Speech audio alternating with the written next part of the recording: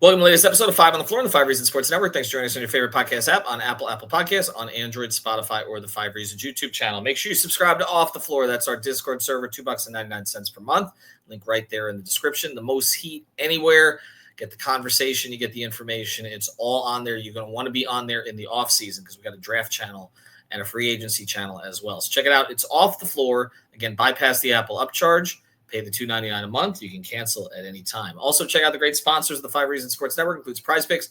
Use the code 5 FIVE. I'm one on Sunday. You can too. Put down $5. Get $50 to play right away. Play across the sports spectrum. It is legal in the state of Florida again, and they've got just about everything back that they had before. So use the code 5 FIVE. PrizePicks.com. And now today's episode. Mercy. Luxurious Heat Nation. Yeah. Mercy and Lago. Down to Biscayne. Yikes. 5 on the floor. Ride for my dogs. Where here's the thing. You can check the score.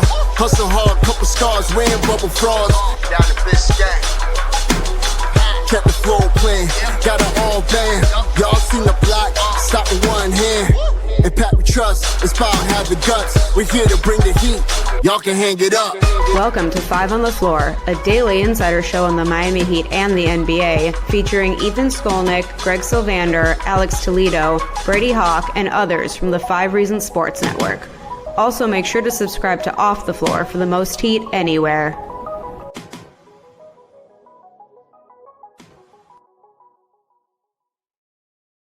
All right, welcome back to 5 on the Floor. Here's today's floor plan. I'm Ethan Skolnick. You can follow me at Ethan J. Skolnick at 5 Reasons Sports. I got Brady Hawk. You can follow me at Brady Hawk 305. Make sure to check out the episode that I did with Alex Toledo. You can find a Tropical Blanket. He and I got into the struggles of Andrew Wiggins in this series and what they mean going forward. The Miami Heat down 3-0 going into a Game 4 at home, 7:30 Monday night.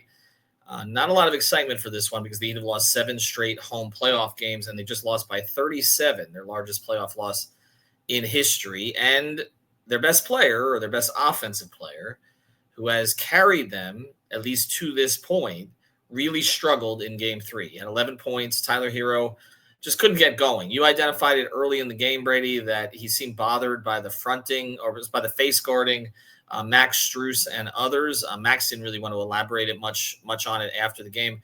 Tyler acknowledged it, but he said he liked it. He called it topping.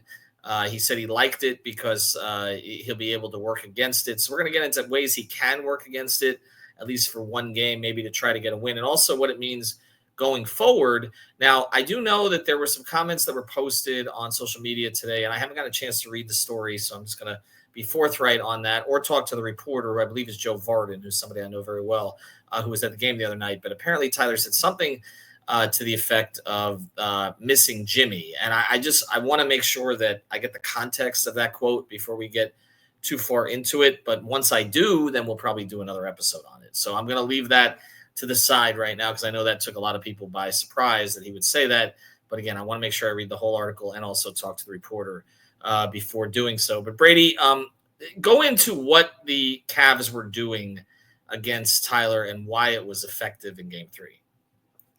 Yeah, so they just were not letting him get any type of easy catches, no matter where he was on the court. So they pretty much were playing a box and one in man, which is kind of usually something that's done in zone, where they were just pretty much following him no matter where he went, giving him no airspace. Going from the minute the ball's inbounded, they're just hovering over him. And if the ball handler pushes it, that defender's staying with Tyler in the backcourt if need be. Like, that's how much they were really just overplaying him.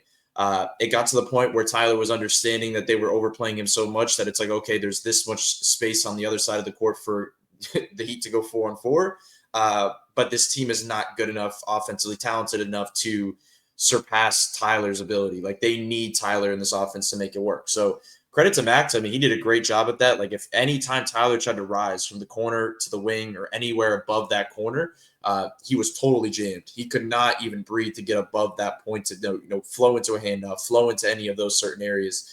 As Tyler kind of talked about after the game, which is the number one thing, what's the way to beat that? If they're just playing you from the top of the 3-point line and not letting you run around the 3-point line for a handoff, the availability for Tyler specifically on the surface of him to make a quick read is to cut back door and go baseline. The issue against this Cavs team is you have Jared Allen and Evan Mobley sitting on that box, especially with Miami. They're just kind of helping off of, as much as there's respect to Bam or Khalil, there's not really that need to fly out at the 3-point line. So they're kind of planted down there that if Tyler does get free on a back cut, they're like, okay, make that pass because we have these two shot blockers waiting for him at the basket. So they were pretty much just daring him to attack and do stuff off ball. Tyler did point out today at practice that, there are certain counters they can get to. I think there's one that we're going to get to that the Cavs coach actually talked about before the game, and it actually ended up being exactly what they did and blended into. But the key here is that they cannot survive with the way that Tyler approached it in Game 3. That's just my opinion. There was so much standing around and accepting the fact that, like, okay, the Heat, there's opportunities on the other side of the floor for them to find, open space. But they just can't do that. The team isn't good enough to do that. They need Tyler with the ball in his hands, creating overreactions, trying to put the ball in the basket. And that just has to change in Game 4. Yeah, and the other thing about it is that Kenny Atkinson came straight out and acknowledged the strategy. And he basically said that he wasn't too concerned about sort of getting beaten to the backside, essentially with a lob or something along those lines, that if they get a lob here or there, he'll take it. And again, this comes down to how the Heat can possibly, with their current roster, punish teams for the way that they overplay. And it's very difficult for them to do so. They don't have another creator. We did just a whole episode on Wiggins, but you don't really want the ball in his hands creating a lot. Bam isn't really going to make you pay for it repeatedly. Davion has done his best. He's probably been the most impressive player, other than Tyler, since the play-in all the way through the playoffs. But again, if you're counting on Davion Mitchell, who you just basically got for a second-round pick, to make another team pay, it's sort of a losing proposition. And then you talk about the lobs. Well, they don't really throw lobs that well, so sort of beating a team on the back line over and over is going to be challenging. So a lot of it does fall on Tyler, and it also falls to a certain degree on scheme. But I guess I'll ask you this question as we go forward. We've seen Tyler make adjustments before. I know you focused about a year or two ago about kind of him taking a step back, to play make. And so there's when teams were sort of pressing him out on the perimeter, and he got very good at that. This seems harder though, honestly. So why is he saying it's easier? Well, they're always going to say it's something you're never going to fully admit that a coverage is working. So there's that part of it, like that you're always going to kind of acknowledge, like, okay, yeah, there's counters. This I can figure this out. This doesn't bother me, etc. But I do think, look, number one, there's just certain things that he's good at that's just taking away. And I think number one, they're basically cutting out 2/3 of the clock when they're playing that type of style, because Miami's working about at least half the shot clock to free him up, to get him on the back. The thing I referenced earlier about the coach kind of mentioning before the game, it was something we actually joked about in the press conference room before the game, because he was going into schematics and we were like, this is something so different for us because we're never, Spo would never acknowledge this, especially in a playoff series. But he was talking about the adjustments that go on throughout a playoff series, where he said in Game 1, there was a lot of Tyler bringing the ball down. In Game 2, Miami's big adjustment was they were going to play him off the ball, make his catches on the wings and the corners, and they were just going to play him in those different spots. He's like, that's kind of the nuances of the game, and you have to counter adjust to it. Well, exactly what he said, he did in that Game 3, because I think the next adjustment for Miami to counter that adjustment is no more off ball. You could do it at times, and it's just time for Tyler to go get that basketball when they inbound it on that baseline, because you're basically getting a handoff or getting the ball and he's jammed at half court and there's 10 to 12 seconds on the shot clock every single time it happened. Let him get the basketball and dribble down with Max Strus trying to guard him in isolation down the floor, and now you have about 17, 18 seconds to run your offense through him. And if they overplay him from there, then you're going to have to make your usual reads. But the problem was they were just jamming him so high up, like at the logo, and it was so late in the clock that it was everything countering against it. So they're going to have to just, I think, eliminate that part of it. He just has to accept the fact he's not going to have any clean catch and shoot threes in this rest of the series. He's not going to have an open one. The only one time he's going to have it is maybe in transition. And I know people don't love him taking those, but those are probably the most open ones he's going to get in this series. That I think, number one, he's going to have to get the ball higher.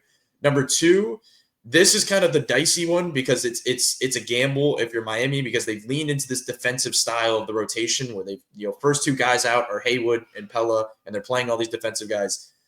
Ethan, I don't know if it's crazy to say, but I do think there's kind of a need to play Tyler and Duncan's minutes together.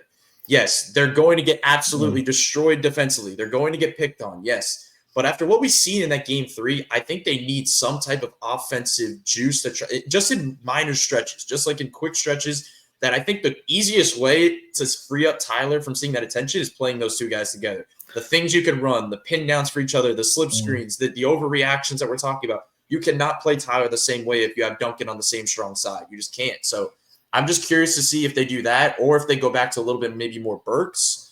Something along the lines with more shooting to kind of just open up Tyler's game, because there's too many defenders on the floor and they're not worried about them. Yeah, but the problem with all of this is any of this that you do, you mentioned there's a downside, right? You're going to play Tyler with Burks. Well, we were against that because we thought Davion had to start. You had to get Davion in the lineup. If they were going to have Garland and Mitchell, we think Garland probably will play in game 4. I'm not sure yet, but it seems likely. And so now you're back to having to deal with another creator on the offensive end. So you can't really – starting Duncan there is not really an option. Duncan hasn't played particularly well lately either. He's had maybe one strong game in the last 3 weeks. So I don't know, again, that would have been my solution before, but it just kind of feels like Eric Spoelstra's, got a deck of cards and there's a bunch of, there's a 3, a 4, an 8, and a 9, and and a 6 in it. It's not a straight. It's not nothing. It's just he can't work with it at this point. I don't know. And that's, again, for Tyler, it's challenging. But this is what happens when you're the essentially the offensive 1A on a subpar offensive team. I mean, which is what they are. And that's, they were better than average defensive team this year, although it hasn't shown in the postseason, but they were below average offensive team again. They were 20th in the league or 21st, something along those lines. And they've looked worse than that at times during this postseason. All right, on the other side of this, I want to talk about kind of where this could go next for the franchise. We're trying to do that because we obviously understand that this may end soon. Before we do, a word from Cousins USA.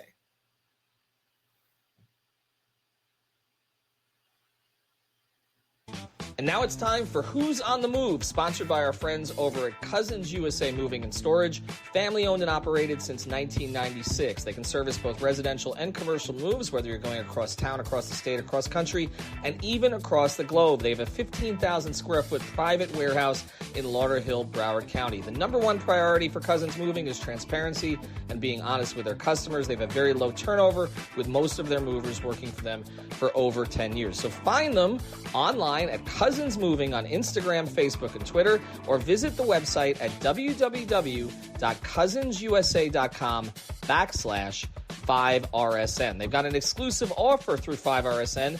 You get 5 free wardrobe boxes with your next move, so there's no need to pack your clothes away in suitcases. Just mention 5 reasons. And now, who's on the move? Well, somebody needs to be on the move to Miami to make this easier on Tyler, right? Like that's the thing. I mean, it would have to be a true number one or at least 1B that teams are afraid of, right? That's really the only way this is going to loosen up for him. It's legit the only way. And I think this is important in terms of how they're building this team. Maybe, if they trade in all their chips and they do get, an aging star out there, maybe it's not good enough, to contend, fully. But if they don't, and it is this version of this team with a similar type of number 2 with like Wiggins and Bam on the outside of Tyler, this is a preview of what's to come. This is a preview of what teams are taking notes on right now, that when it comes down to it, this is how they're going to defend this team. When you have a bunch of, subpar offensive options around Tyler, they're going to absolutely try and eliminate be overly physical and try to just take him out of the game to beat this team. Like this, they're kind of showing the blueprint. We kind of saw, it's funny because we kind of saw it in the last playoff series where Miami played Boston, where Boston, that was a little bit of a different scenario because it was Jimmy being out on the fly from that playing game. Tyler had the big game too, but other than that, they were just throwing the absolute house at Tyler. It was just everything, throw at him, see how he responds. But mostly it was like, we can't really afford to have him go off like he did in that game 2 in Boston. So the rest of the series, they just pretty much threw everything they had at him. And that's what you're kind of seeing, Cleveland do, but they're just much more prepared, obviously, because there's a lot more film with number one option Tyler. And I just think you could put it on Tyler specifically, like, sure, but that's not really where I'm going with this. It's more so the fact that, like, you have to build a roster, to be able to combat this. Like, you just can't, you cannot have your number one option be taken out of the game plan and everything just fall apart. Like right. you can't even get inside the 3-point line. You cannot get a clean shot up. Like that can't happen. I said before, like when Bam is into the game, aggressive and engaged, I think they generate the best shots. But when Tyler is aggressive and engaged, I just think it energizes the group in such a different way that when you take him out of the game like you did in game 3, I just don't see the team like getting in any type of flow in general throughout the game if he's not, engaged. And he mentioned that too. He, took, accountability that he needs to be better. Cause I do think there was a lot of like acceptance from him, the fact that he couldn't get the ball or couldn't get open. So it was like, okay, I'm, just standing in the corner. He's going to have to work a little bit. I think Spo took accountability as well. He has to do a better job of being ready for that and obviously adjusting to it and finding different opportunities like we're talking about. I'd say the biggest thing is I don't think if I'm Miami, I'm looking like when you're overplaying the 3-point line, what do you have to do? You have to go inside. I don't care if you have the double bigs down there. Like you have to attack, put some shoulders into Vice, go into the floater. These other guys on the team, like Wiggins specifically, I think more than anybody. I know Spo really took accountability for Wiggins. He didn't put it on Wiggins. I know you guys just did this podcast, but like that's kind of the player on the court that's supposed to move the needle when Tyler's being played like that makes teams adjust and say, okay, we can't play like this anymore because that guy's beating us backside every time. You cannot have Tyler standing around because he's being played like that, and the other 3 guys on the other side of the court just standing there not moving. You just can't be a stagnant offense when teams play box and one against you. Yeah, well, this is the short-term, long-term thing, though, because short-term, I'm with you. Like, there are little tweaks they have to make to try to make the best of it. But there also has to be an understanding that, like, it's not going to improve from within this offseason. Like, I just don't see it. Like, Tyler can make slight adjustments. Wiggins could look better maybe if he's not on a bad ankle. Maybe you'll get aggressive Bam sometimes. But there still is nobody. Jovic is not going to develop into that. Jaquez is not going to develop into that. Ware is not going to develop into that at this point. There's nobody on the court that's like, okay, I fear that guy. I can't load up on Tyler. I don't see it between now and the start of next season. Like that guy is not on the roster. And I think we've got to acknowledge that. Now, I don't know necessarily that guy was on the roster even before Jimmy was traded, because I don't know that Jimmy was getting to that level consistently here anymore, but he used to. Okay. He used to. And that changed the equation. And I just don't know, unless you get KD and then you're making a judgment that, okay, if you take the pressure off Tyler with KD, that all of a sudden that frees Tyler up to do a whole bunch of good things. I have no doubt that Tyler would be a more effective overall offensive player. He did great things efficiency-wise, even without a KD around him. No doubt that he would be, but then again, how much are you willing to give up? And then does KD get hurt and you're right back to the same place? Because that has happened in recent years. So it's not an easy thing to fix. But, I think when you look at it, it is their biggest problem. I think when you look at all their problems that they have, the fact that there's just not enough creation on this team. I mean, even the Cleveland reporters that were down here, the first thing they said after the game, they said they just have nobody who can create. Like Tyler's out there on an island, they got nobody to create. It's obvious. They counted on Rozier to do some of it. That obviously blew up in everybody's face. And so, yeah, I mean, that's where they're at. All right, before we close here, do you give them any chance to send this thing back to Cleveland? Honestly, I said before the series, I thought this was going 5, and I thought Miami would get one of the 2 home games. So to keep it on brand, Miami, they shouldn't win this game, to be honest. Like there's no reason to give that I've been given that they should win this game. But the things that they've done all year, that every time they get at their lowest and they have no chance, they'll just get this game for no reason, just to, add a flight for no reason, just to send this back to Cleveland. I do believe that they will have certain counters, but I'll be honest, I just don't know even if they build those counters that we're talking about, I don't know if it's enough. I just think the talent difference is just so big time that even when Miami comes out the gate swinging like they did in this last game, the Cavs go on that 18-0 run right back, and they can just kind of score at will.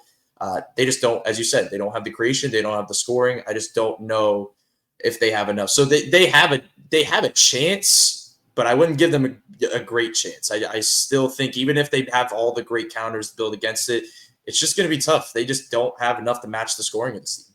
Yeah, that's where I'm at too. I think this will be more competitive because I think there's some embarrassment over what happened on Saturday, but I can't see it. I think this is a game they lose late. And then I think we go into the offseason and we have a lot of discussions like this one. But look, Tyler's had a great season. There's no question about it. He came back after he was called fragile. He played all the games. He's led them in offense night after night after night after night after night. He needs help. He needs to help himself a little bit sometimes, but in a lot of ways he does need help. And they got to find it either on this roster, which I don't think is there. They need to go get it from somewhere else. And it also needs to be consideration when they talk about his extension, because if you give him $50 million, then it's all on him again. If Bam and him are going to be paid $100 million, it's going to be very hard to bring in people that are going to be able to stand in front of them and make it easier on either of them. All right. Thanks to Brady. Thanks to our sponsors, cousinsusa.com/5RSN. Again, if I get more details about the exact Tyler comment to The Athletic, probably break in with a podcast tomorrow, but we wanted to get you this one. And also Prize Picks. Make sure you're using that code FIVE. Have a good one.